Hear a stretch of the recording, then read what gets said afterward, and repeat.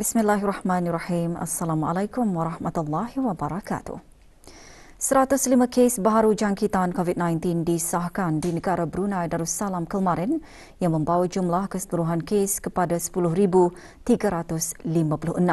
Sementara itu, 2 kluster baru dikesan.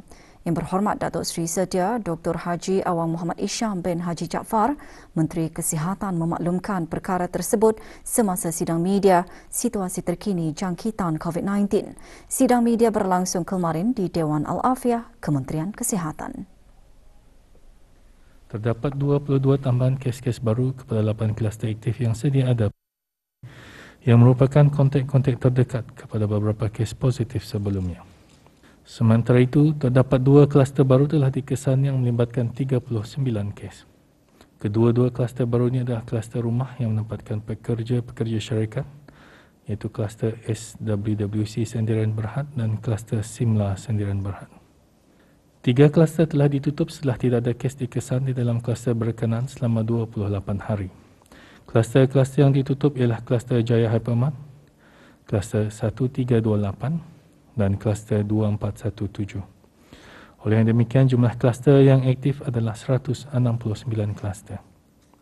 Selain itu, terdapat 3 kes import yang dicatat pada hari ini, yang mana ketiga-tiga kes telah tiba ke negara Brunei Darussalam daripada Manila melalui Singapura dengan menaiki penerbangan Singapura SQ 146 pada 3 Oktober 2021. Dalam pada itu, terdapat 41 kes baru yang masih dalam siasatan bagi mengenal pasti sumber jangkitan. 168 kes telah disahkan sembuh yang membawa jumlah kes yang sembuh di negara Brunei Darussalam kepada 7,850 kes. Manakala jumlah kes aktif ialah sebanyak 2,438 kes. Di kalangan kes-kes yang sedang ada dalam rawatan sekarang, 8 kes adalah dalam kategori 5 dan sedang dirawat di unit rawatan intensif. Kesemua mereka memerlukan bantuan mesin pernafasan ataupun artificial ventilation, dengan 2 daripadanya juga memerlukan bantuan mesin tambahan hak mesin ataupun ECMO.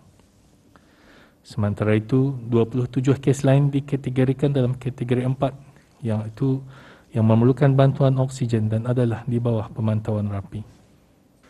Dalam tempoh 24 jam yang lalu, sebanyak 5,193 sampel telah diuji bagi virus SARS-CoV-2 yang membawa jumlah keseluruhan ujian makmal dijalankan sejak Januari 2020 kepada 436,396 ujian. Pada sesi sidang media itu juga, Menteri Kesihatan menjelaskan 340,018 orang telah menerima 1 dos vaksin COVID-19, iaitu 75% daripada jumlah penduduk negara ini. Manakala 224,525 orang telah melengkapkan 2 dos vaksin COVID-19, iaitu 49.5% daripada jumlah penduduk negara ini. Dalam pada itu, Kementerian Kesihatan memaklumkan bahawa perkhidmatan klinik vaksinasi COVID-19 bergerak akan dijalankan di Kampung Menunggul pada Ahad 17 Oktober 2021 bertempat di Masjid Kampung Menunggul dari jam 9 pagi hingga 2.30 petang. Khusus untuk penduduk Kampung Menunggul. Penduduk setempat yang ingin mendapatkan suntikan COVID-19 bolehlah datang terus secara walk-in dengan membawa kad pengenalan atau pasport serta kad nombor brohim jika ada. Bagi mereka yang tidak mampu untuk hadir sendiri ke Masjid Kampung Menunggul disebabkan masalah kesihatan atau kesukaran bergerak, mereka boleh mendaftar atau didaftarkan melalui ketua kampung bagi urusan vaksinasi di rumah masing-masing. Sempena sambutan Maulud Nabi Muhammad sallallahu alaihi wasallam, Kementerian Kewangan dan Ekonomi serta jabatan-jabatan di dalamnya mengadakan majlis Dikir Syarafil Anam secara dalam talian. Menyertai majlis tersebut yang berhormat Datuk Seri Setia Dr. Awang Haji Muhammad Amin Liu bin Abdullah, Menteri di Jabatan Perdana Menteri dan Menteri Kewangan dan Ekonomi kedua. Majlis dianjurkan oleh Jabatan Perancangan Ekonomi dan Statistik dengan kerjasama Jawatan Kuasa Takmir Masjid Omar Ali Saifuddin bagi memperingati dan menyemarakkan sambutan Maulidur Rasul di samping mengeratkan lagi hubungan silaturahim di antara pegawai-pegawai dan kaki tangan. Turut serta Datuk Seri Paduka Dr. Haji Abdul Manaf bin Haji Matusin, Timbalan Menteri Kewangan dan Ekonomi.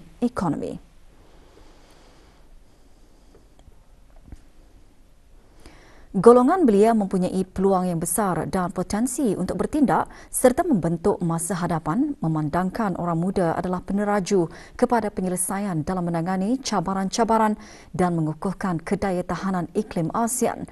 Berucap semasa Majlis Perasmian Dialog Belia ASEAN mengenai tindakan iklim ASEAN UCAN yang diadakan secara maya, Yang Berhormat Major Jeneral Bersara Datuk Paduka Sri Awang Haji Aminuddin Ehsan bin Pihin Orang Kaya Saiful Muluk, Datuk Sri Paduka Haji Abidin, Menteri Kebudayaan Belia dan Sukan menekankan ia sangat penting ketika rantau ASEAN dikenal pasti sebagai salah sebuah rantau yang paling mudah terdedah kepada impak perubahan iklim berdasarkan kepada laporan perubahan iklim negara-negara ASEAN. Menurut Yang Berhormat, dialog tersebut menjadi platform berharga bagi belia untuk didengar dan membentuk perancangan mengenai perubahan iklim di ASEAN yang menjadi cabaran terbesar. Selaras dengan tema tindakan dan kedayatahanan iklim, Yang Berhormat mengalu-alukan belia sebagai ejen perubahan dalam penyelesaian iklim. Acara 3 hari itu bermula dengan sesi orientasi yang dikendalikan oleh wakil dari Program Pembangunan Bangsa-Bangsa Bersatu. Salah satu isu utama dialog merangka deklarasi Bandar Seri Begawan mengenai tindakan iklim belia. Juga menyertai Yang Berhormat Dayang Khairunisa binti Ash'ari, Ahli Majlis Mesyuarat Negara.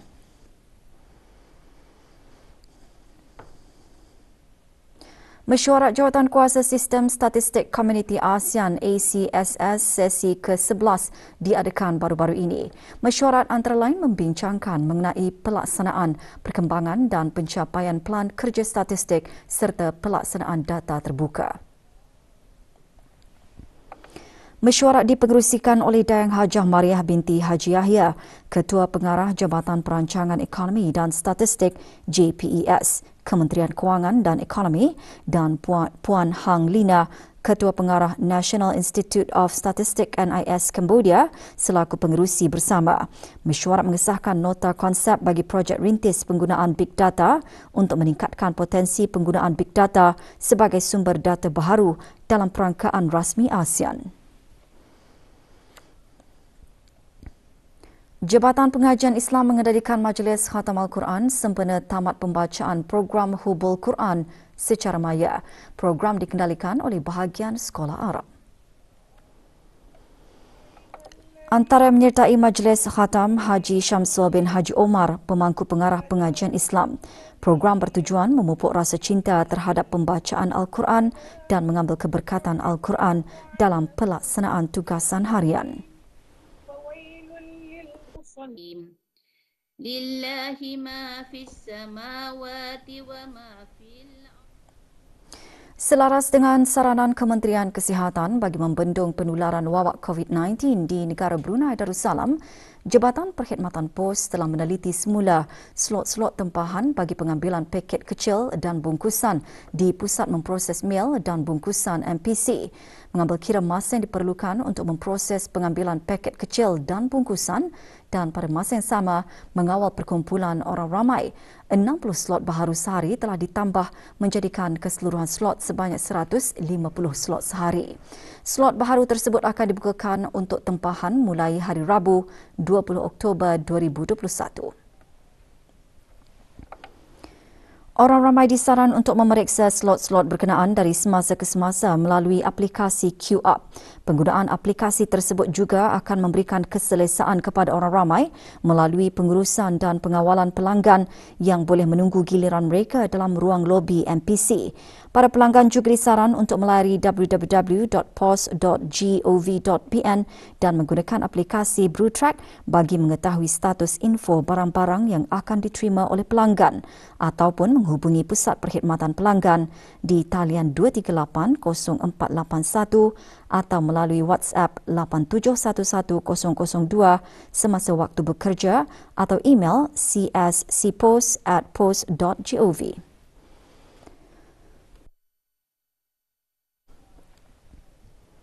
Satu rakaman video tular di media sosial memaparkan seorang individu sedang berada di dalam sebuah premis perniagaan dan tidak memakai sungkup muka dengan betul. Kejadian berkenaan berlaku pada 14 Oktober 2021 sekitar jam 10 pagi di kawasan Pandan 4, Jalan Jaya Negara, Kuala Belait. Berikutan teguran yang dibuat oleh salah seorang pekerja diabaikan oleh individu terbabit, laporan telah dibuat ke talian hotline COVID-19. Keanggotaan Balai Polis Kuala Belait, Pasukan Polis Diraja Brunei PPDB telah membawa lelaki tempatan itu ke Hospital Suri Seri Begawan bagi menjalani ujian saringan COVID-19 sebelum siasatan dan keterangan lanjut diambil. Individu berumur 60 tahun itu dilepaskan dengan ikat jamin polis bagi menantikan pengumpulan maklumat dan bukti untuk dihadapkan ke muka pengadilan. Individu tersebut juga dikenakan kompaun atas kesalahan melanggar perintah di bawah Akta Penyakit Berjangkit Penggal 204. Satu kejadian kebakaran dilaporkan berlaku di Kampung Burung Pingai Air malam tadi. Jabatan Bomba dan Penyelamat menerima panggilan kecemasan mengenai kebakaran tersebut kira-kira pukul 9.01 malam ketika dihubungi Awang Haji Tarib bin Haji Asgar, Ketua Kampung Zon 1 Kampung Air mengesahkan 4 buah rumah ranap dalam kejadian tersebut. Punca kebakaran dan jumlah kerugian masih dalam siasatan. Orang ramai dikehendaki memakai sungkup muka pada setiap masa, terutama sekali apabila berada di dalam bangunan di tempat awam dan sesak. Sesiapa yang gagal mematuhi arahan pemakaian sungkup muka boleh dikenakan denda RM100 di bawah Akta Penyakit Berjangkit. Kita ikuti promo ini.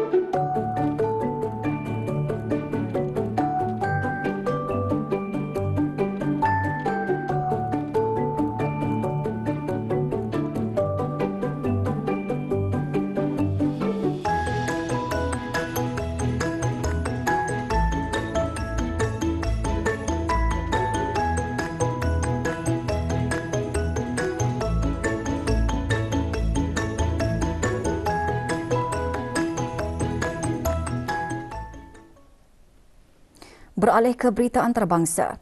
Gempa bumi berukuran 4.8 magnitud yang menggegarkan Pulau Bali, Indonesia kemarin mengakibatkan tanah susur dan beberapa buah rumah rosak.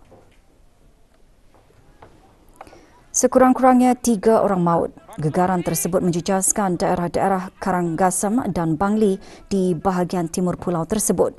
Berdasarkan kajian geologi Amerika, gegaran tersebut melanda Banjar Wangsian pada kedalaman 10 km. Pegawai Pasukan Pencari dan Penyelamat setempat, Gede Darmada, dalam satu kenyataan berkata, kesemua yang terjejas telah dipindahkan sementara data masih dikumpulkan oleh agensi mitigasi bencana setempat.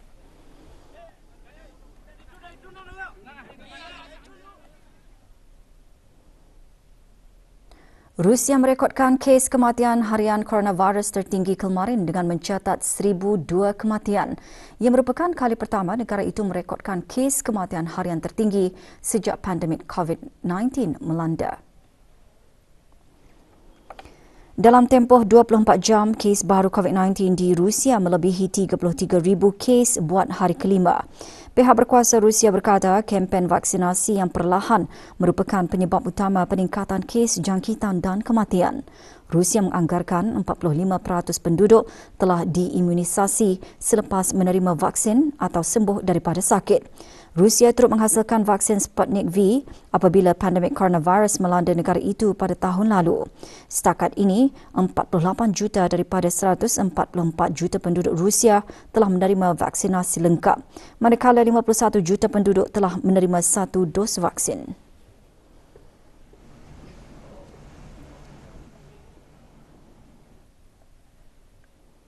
Di Argentina, kanak-kanak berumur lebih 3 tahun diberikan suntikan vaksin COVID-19. Wilayah Buenos Aires merupakan antara kawasan yang menjadi tumpuan program vaksinasi. Lebih 450 pekerja kesihatan dikerahkan.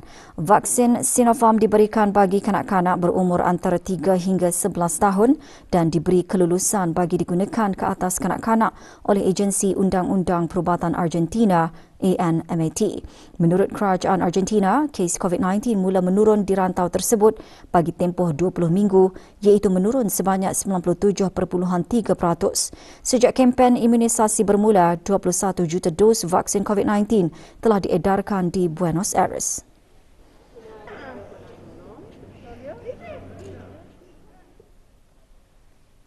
Pakistan menutup sempadan caman berdekatan Afghanistan buat sementara waktu berikutan kebimbangan dengan lonjakan kemasukan angka pelarian dari Afghanistan selepas Taliban mengambil alih pemerintahan negara itu pada bulan Ogos. Ratusan orang terkandas di sempadan caman yang dijangka tutup hampir 2 minggu. Sempadan caman merupakan pusat komersial kedua terbesar bersama Afghanistan selepas bandar komersial Torkham di Khyber Pakhtunkhwa yang terletak berdekatan Spin Boldak, Afghanistan. Sempadan-sempadan tersebut digunakan bagi ribuan pekerja buruh termasuk pedagang dari Pakistan, Afghanistan.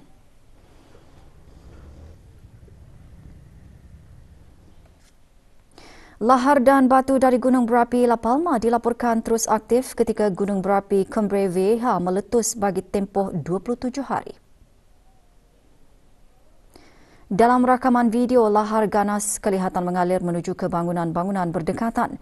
Kejadian tersebut memaksa pemindahan 300 orang penduduk. Pasukan kecemasan setempat juga terpaksa memindahkan penduduk di bandar Tazacorte dan La Laguna. Lahar gunung berapi tersebut dijangka merosakkan 600 hektar tanah dan merosakkan 1,500 buah rumah dan bangunan.